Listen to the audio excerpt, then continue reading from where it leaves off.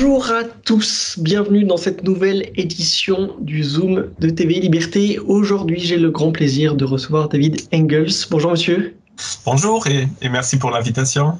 Merci d'avoir accepté d'intervenir sur TVL. Vous êtes historien bien connu de nos téléspectateurs, professeur d'université, auteur d'un grand nombre d'ouvrages. Le dernier en date, Défendre l'Europe civilisationnelle, vient de paraître chez Salvatore, un ouvrage que vous pouvez bien entendu retrouver sur notre boutique en ligne tvl.fr. Ma première question est toute simple et en même temps assez complexe, David Engels. Qu'est-ce que la civilisation européenne ? En effet. Bon, très souvent, on a évidemment une explication purement historique. On va nous dire, voilà, il y a des strates d'identité qui commencent quelque part dans le monde biblique pour passer par la Grèce de l'Antiquité, Rome, le christianisme, etc., pour finalement arriver à la civilisation européenne. Ce n'est pas faux, mais ce n'est pas tout à fait juste non plus. Moi, je vois dans l'Europe beaucoup plus que tout simplement la somme de ces différentes composantes historiques. Pour moi, l'Europe, ou en tout cas la civilisation européenne, constitue véritablement une civilisation qui a sa psychologie très particulière, qui a une mentalité qu'on peut très difficilement exporter ou assimiler ou autre chose. Et cette mentalité-là, je l'identifie souvent à ce qu'on appelle la pulsion ou l'élan faustien. Donc cette volonté finalement typiquement européenne et qui nous distingue notamment à la fois des Grecs et des musulmans et des Chinois et des Indiens, implique qu'on est constamment dans une recherche de se dépasser, dans une quête. Déjà, cette notion de quête est déjà presque intraduisible dans d'autres langues. Donc, cette quête vers quelque chose de supérieur. Et donc, cette quête, ou en tout cas cet élan faustien, il a évidemment un côté positif et un côté sombre. Il a un côté positif qu'on voit notamment dans la quête de la transcendance, de l'absolu, de Dieu, de l'âme, notamment dans le Moyen-Âge. Il a aussi un côté très sombre quand cette quête, elle se dirige non plus vers l'intérieur, ou en tout cas vers la transcendance, mais plutôt vers la pure matière. Donc là, évidemment, tout ce qui est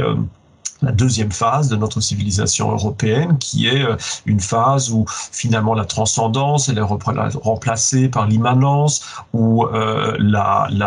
théologie, pour ainsi dire, est remplacée par la science, Dieu par l'être humain, et donc tout se tourne plutôt vers la matière et implique d'un côté des immenses découvertes technologiques et scientifiques, mais d'un autre côté évidemment aussi tout le côté sombre qu'on connaît dans l'Europe. Mais les deux font partie, je dirais, des deux côtés de la médaille de notre psychologie, et je crois qu'il s'agit là vraiment d'une notion qui est à la racine même de notre civilisation, qui dès lors, pour moi, ne commence pas comme le veulent beaucoup d'analystes dans l'Antiquité, mais pour moi commence plutôt avec la rénovation carolingienne, peut-être même ottonienne, et donc cette notion de rénovation de l'Empire qui donne le véritable point de départ à notre civilisation. De mémoire, Aragon disait que la quête d'absolu condamne l'homme au malheur. Est-ce aussi la raison du malaise des Européens, de leur difficulté à traverser l'époque aujourd'hui ? Oui, condamne au malheur, ça dépend évidemment vers où on le dirige. Si cette quête-là, elle est dirigée, comme ce fut le cas pendant au moins un demi-millénaire, vers la quête de la transcendance, de Dieu, donc chez nous, dans la civilisation européenne, sous forme évidemment de christianisme, vers la connaissance de l'absolu et vers la volonté justement de reposer ou de faire reposer sa propre âme dans la divinité, alors là, je dirais que non, cette quête, elle est absolument bénéfique. Mais évidemment, quand elle se retourne sur la pure matière, quand elle se consacre uniquement à la pure quantité, alors là, évidemment, on voit tout le côté sombre, et de ce côté-là, je serais certainement d'accord. Et évidemment, ça explique aussi la situation d'aujourd'hui, parce que souvent, on a l'impression que les choses ont tourné mal dans peut-être les dernières décennies, ou quelques autres vont vous dire non, tout ça commence déjà dans le totalitarisme, d'autres vont vous dire que c'était la Révolution française qui était en cause, encore d'autres la réforme protestante, mais au final, les racines du problème aujourd'hui sont très multiples et remontent donc très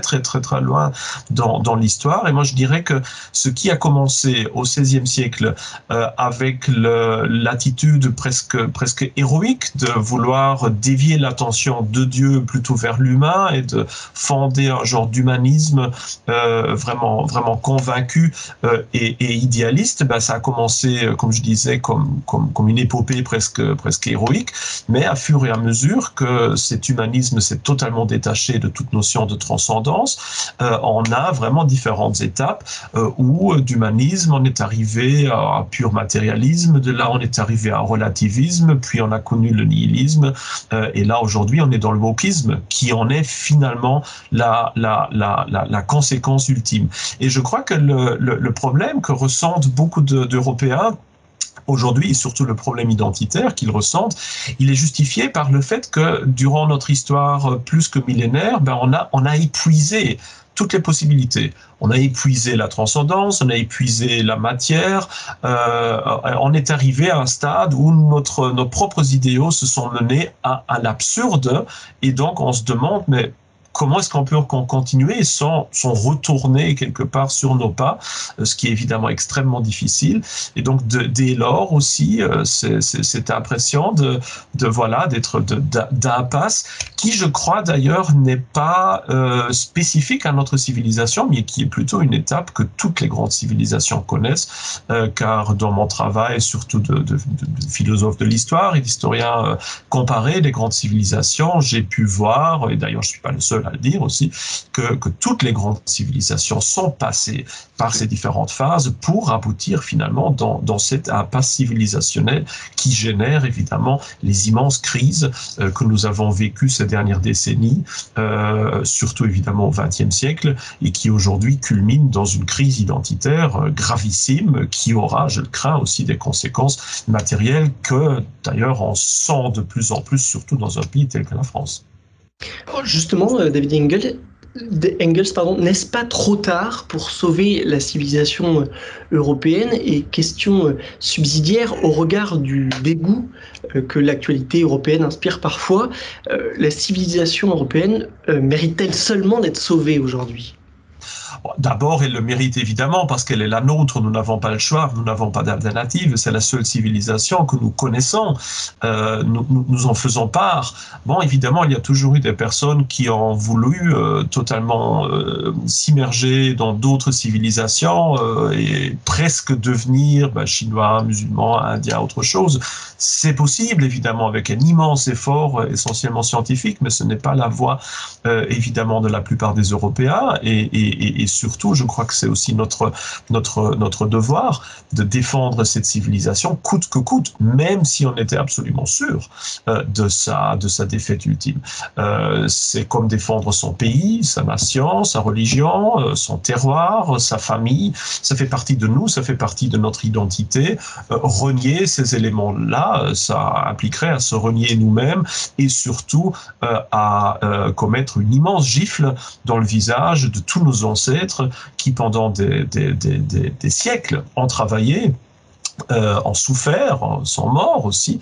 pour construire justement cette civilisation avec tout le côté sombre et aussi tout le côté lumineux qu'elle puisse avoir. Donc c'est notre devoir de travailler pour l'Europe, et en plus, je ne suis pas du tout convaincu qu'on soit déjà arrivé à la fin. Justement, l'histoire comparée aussi des grandes civilisations nous montre que chaque grande civilisation, après une première phase plutôt thétique, plutôt axée sur la transcendance, et un genre de phase antithétique axée sur la matière, nous avons un genre de synthèse, certes très courte, souvent rétrospective, qui est plutôt un genre de point final que véritablement en renouveau, mais quand même une synthèse extrêmement importante parce qu'elle donne sens à l'entièreté du passé qui la précède. Et cette synthèse-là, moi je l'ai souvent essayé de la définir par le retour conscient à la tradition, ou le retour rationnel à la tradition. Ce qui peut sonner d'un premier point de vue d'abord paradoxal, hein, parce que la tradition c'est quelque chose d'hérité, d'instinctif, qu'on ne met pas en question parce que c'est là tout simplement, alors qu'un retour conscient, délibéré à la tradition peut sembler comme étant un peu une opposition, mais je crois que c'est justement ça la nature de la synthèse, et d'ailleurs dans tout système dialectique aussi qui est typique pour cette synthèse, qui est une phase finalement où ce conflit entre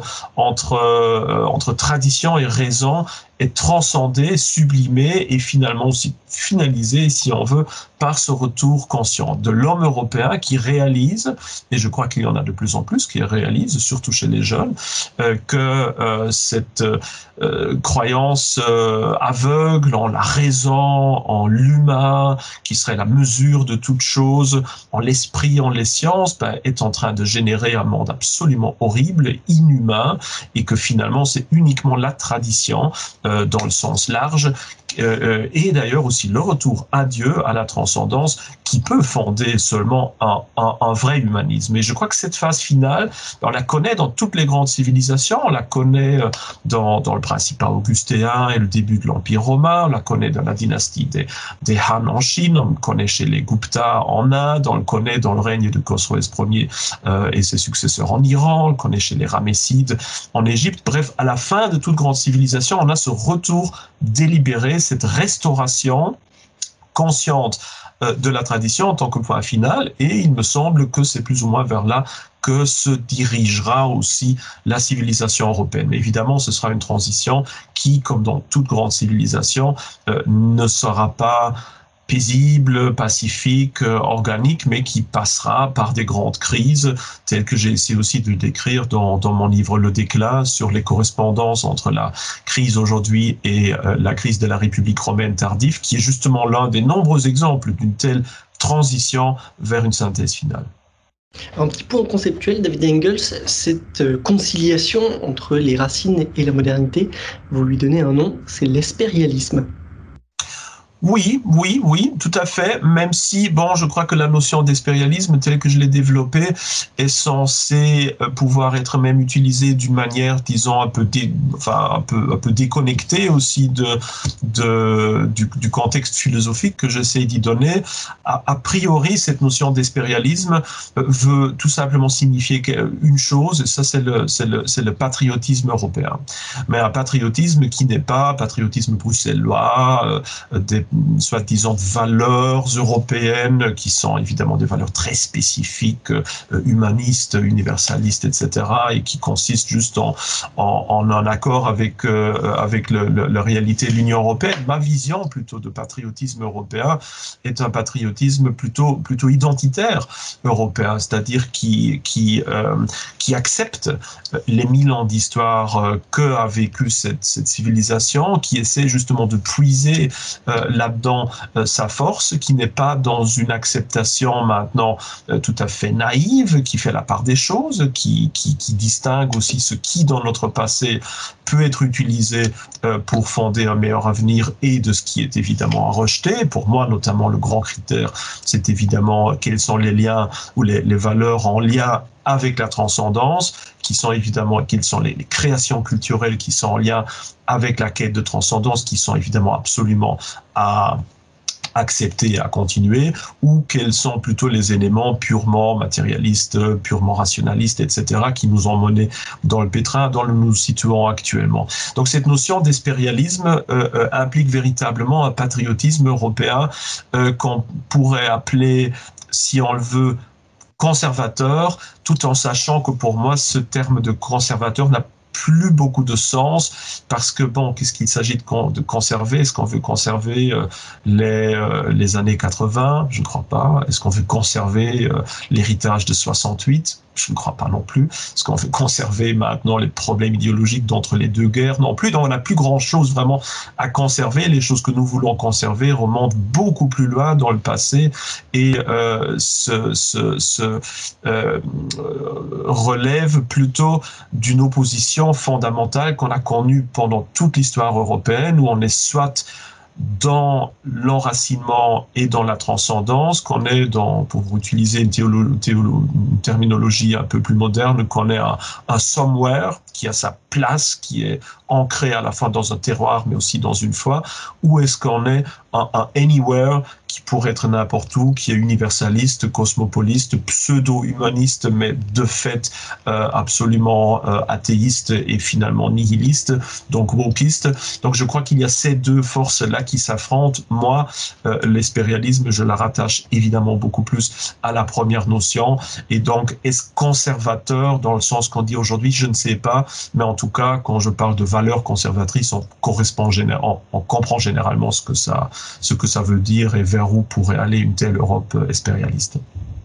David Engels, est-ce que les élections européennes intervenues au début du mois ont consacré, selon vous, dans les différents pays de l'UE, ce patriotisme européen, et à défaut, quelle stratégie pour porter demain l'espérialisme en Europe ? Question extrêmement difficile, et la question qu'il faut évidemment se poser d'abord, est-ce que le politique a encore même l'importance qu'on veut lui donner, car aujourd'hui cette bataille pour l'identité européenne, parce qu'il s'agit de là, c'est de savoir qu'est-ce que c'est l'Europe. Est-ce que l'Europe c'est plutôt justement les valeurs universalistes désincarnées d'une technocratie bruxelloise, ou est-ce que cette Europe c'est plutôt le oui à 1000 ans d'histoire et à surtout une certaine identité? Et là, évidemment, la bataille principale, elle se joue probablement même pas dans les parlements, mais dans la bataille pour les esprits. Et là, de ce côté-là, quelqu'un qui dirigerait Twitter, TikTok, Netflix a évidemment 1000 fois plus d'importance qu'un quelconque chef d'État européen. Ça, il faut très bien se dire, et la défaite des conservateurs polonais a très bien montré que le contrôle politique ne vaut pas grand-chose s'il ne s'allie pas aussi d'un véritable contrôle du domaine culturel. Mais ceci dit, c'est sûr que les élections récentes ont bien montré que des partis, pour utiliser ce mot-là, conservateurs, mais pro-européens en même temps, pour une Europe plutôt identitaire que bruxelloise, ont certainement le vent en poupe, à la fois dans l'ICA et dans la AID. On a vu que de plus en plus de partis de droite commence à embrasser l'idée européenne, se détourne du souverainisme un peu chauviniste primaire qui croit que toutes les autres nations européennes sont des ennemis héréditaires et que c'est juste la France, juste l'Allemagne, juste l'Italie qui doit survivre toute seule dans un monde composé d'ennemis. Cette vision-là, elle semble vouée à l'échec, elle est en train de disparaître peu à peu. Je crois que c'est une très bonne chose d'ailleurs.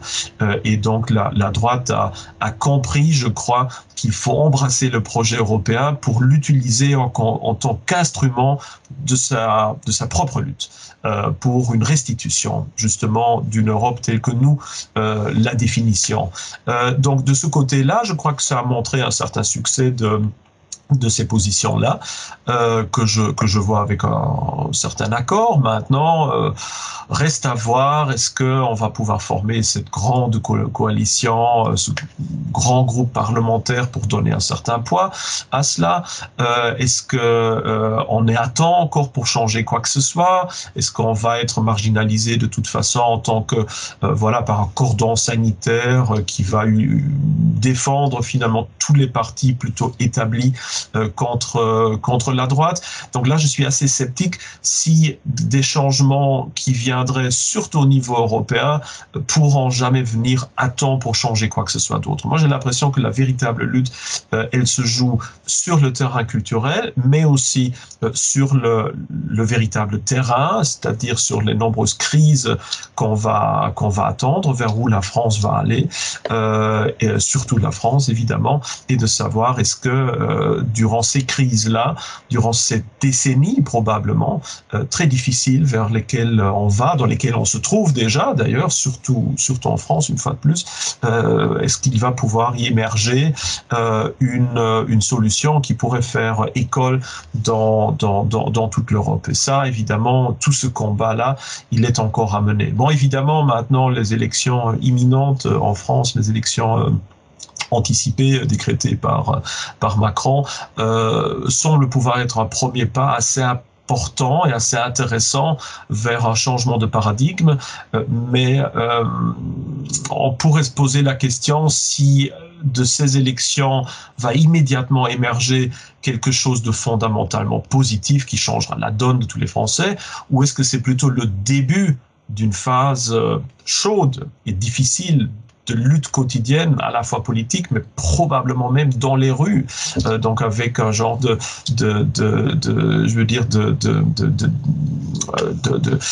voir que la crise ou les différentes crises qu'on a connues à Paris ou en France avec littéralement les faubourgs et les banlieues hors contrôle, est-ce que ça va plutôt se généraliser avec un changement politique, est-ce que les élections vont peut-être plutôt devenir le catalyseur d'une transformation difficile mais nécessaire, ou au contraire, est-ce qu'on va vers une confirmation du système politiquement correct qui risque d'agrandir encore la matière à conflit et qui risque de faire durer en longueur. Donc je crois qu'aujourd'hui on a le choix d'une véritable transition paisible, organique, et assez, je crois que ce choix-là, c'est trop tard, et les seules alternatives que nous avons, c'est soit faire durer les choses, quitte à voir le tout exploser plus tard quand ce sera vraiment très difficile, ou avoir déjà une grande crise qui débuterait maintenant, mais à la fin de laquelle on aurait au moins encore de la matière sur laquelle une reconstruction espérialiste sera possible. Donc c'est un peu ma vision, probablement un peu pessimiste, des choses. Alors, vous identifiez dans votre ouvrage aussi une ruse de l'histoire dans ce système européen devenu oligarchique. C'est le salut possible par la concurrence demain entre des oligarques, et notamment des oligarques plutôt conservateurs. Oui, tout à fait. C'est ce système que j'ai appelé le socialisme des milliardaires, d'ailleurs un terme emprunté à Oswald Spengler, qui l'utilise une fois, et pour désigner ce que nous avons aujourd'hui. Parce qu'au fond, la démocratie parlementaire telle qu'elle avait été imaginée dans le 19e siècle est partiellement réalisée au 20e siècle et encore, s'est transformée de plus en plus en une oligarchie où de fait on a quelques grands oligarques en haut, douzaines de personnes peut-être du style Bill Gates, Elon Musk, Soros, Zuckerberg et des autres, qui ont un pouvoir absolument immense, qui est beaucoup plus important finalement que celui du Premier ministre de la Tchéquie ou peut-être même de la France. Et d'un autre côté, on a les larges masses qui vivent de plus en plus dans un régime de fait qui n'est plus capitaliste mais qui est socialiste et qui est régi par l'État, qui est dirigé par des plans qui en grande partie dépendent des allocations sociales, etc., etc. Donc je crois que c'est un peu la fusion entre le socialisme d'un côté et un genre de capitalisme débridé qui est en train de se former. Les deux qui s'allient évidemment très bien parce que leur fondement est le matérialisme de part et d'autre, donc ça explique assez bien pourquoi nous sommes là où nous sommes. Et je crois que jusqu'à maintenant, ces différents oligarques ont collaboré ou coopéré les uns avec les autres quand il s'agissait finalement de détruire tout ce qui était classe moyenne, d'établir ce régime donc oligarchique qui n'est pas sans ressembler d'ailleurs à la fin de la République romaine, et jusqu'à aujourd'hui ou jusqu'à il y a quelques années, ça se passait encore dans une certaine harmonie, mais là, tout doucement, comme toujours, quand le pouvoir se réduit, d'une cinquantaine à une vingtaine et puis à une dizaine, commence bientôt la lutte pour le tout. Et là, finalement, c'est la domination sur l'entièreté de ce qu'on appelle l'Occident, qui est tout doucement en cours. Et c'est pour ça que je crois que ce système oligarchique basé sur une idéologie plutôt de marxisme culturel jusqu'à maintenant, va s'ouvrir, va se repolitiser, car certains oligarques commencent à remarquer, et Elon Musk est le meilleur exemple pour cela, que du côté de la droite, il y a beaucoup d'appui à chercher. Et bon, Musk est évidemment très loin d'être maintenant un champion d'un conservatisme traditionnaliste et identitaire, c'est plutôt un libertarien, évidemment, mais on voit déjà certains signes assez intéressants qu'il se dit, tiens, si moi je joue plutôt l'autre carte que les autres, j'ai un petit bénéfice et un petit avantage devant eux. Et donc je crois qu'il y aura tout doucement une repolitisation de ces personnes-là, et à fur et à mesure que surtout l'Europe, mais probablement aussi que les États-Unis vont tomber dans l'anarchie, ce qui est déjà de fait le cas de nombreuses régions en France, et d'ailleurs dans d'autres pays, eh bien ces personnes-là qui contrôlent les médias, qui contrôlent une bonne partie de l'économie, qui contrôlent tout ce qui est communication, qui vont aussi, je crois, vouloir contrôler de plus en plus le domaine politique et des domaines de sécurité. Et je crois que là, on sera vraiment avec un pas déjà dans ce que les Romains ont connu comme guerre civile, qui était une guerre entre ces différents oligarques. Et là, je crois que c'est probablement comme ça que on pourrait imaginer la transition chez nous, donc pas comme une lutte de véritable armée, voire de pays les uns contre les autres, mais plutôt de grands oligarques, de systèmes claniques qui vont rivaliser par rapport au contrôle des moyens de communication, des moyens de production, de certaines forces d'organisation policière, militaire, et c'est un peu cette ruse de l'histoire qui pourra nous mener à la fin un genre de stabilisation qui serait dès lors plutôt conservatrice, traditionnaliste que maintenant de gauche et de marxisme culturel comme aujourd'hui. Merci infiniment David Engels d'avoir répondu à nos questions sur TV Liberté. Je rappelle le titre de votre ouvrage, votre dernier ouvrage, nouvel ouvrage, Défendre l'Europe civilisationnelle, sous-titré Petit traité d'espérialisme. Merci infiniment de nous avoir accordé votre temps, et chers téléspectateurs, vous pourrez retrouver l'ouvrage de David Engels, le nouvel ouvrage de David Engels, sur notre boutique en ligne. Merci de nous avoir suivis. N'hésitez pas à partager et à aimer cette vidéo, c'est important pour notre référencement. À très bientôt sur TV Liberté. Merci aussi, au revoir.